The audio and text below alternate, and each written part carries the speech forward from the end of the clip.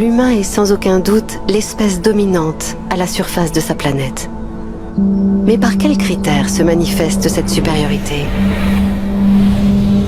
Malgré plus de 7 milliards d'humains sur Terre, l'homme n'est pas l'espèce la plus abondante. Loin de là.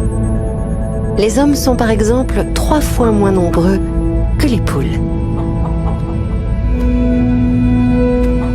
Même en comptant la masse cumulée de tous ces individus, la biomasse, l'humanité ne pèse pas plus lourd que les fourmis.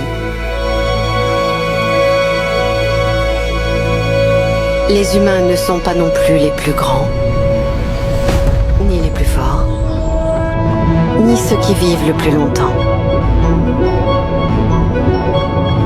Si certains requins ou tortues vivent aisément plus de 200 ans, les coraux et des éponges vivent plusieurs milliers d'années.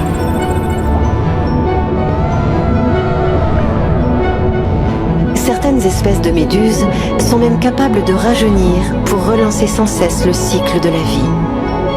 Sans accident ou prédateur, elles pourraient être immortelles. Et si on les compare aux autres espèces, les humains sont d'une fragilité déconcertante. Les étoiles de mer, par exemple, peuvent faire repousser tout leur corps à partir d'un bras. Le Moloch hérissé peut tenir des années sans boire autre chose que les rares gouttes qu'il récolte sur sa peau.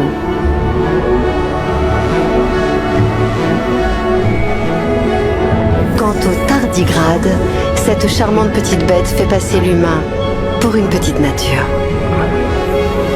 Il résiste sans problème et pendant des années aux milieux intensément toxiques et excessivement salés, aux températures de plus de 150 degrés ou de moins 270 degrés, à la suppression totale de nourriture, d'eau et d'oxygène, à des pressions de plus de 1000 fois la nôtre, au rayonnement X et même au vide de l'espace.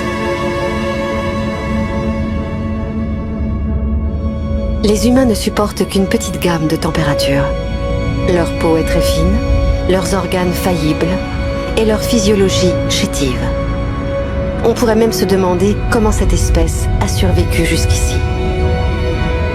Au regard de son extrême fragilité, la supposée domination des êtres humains ne semble-t-elle pas insignifiante ?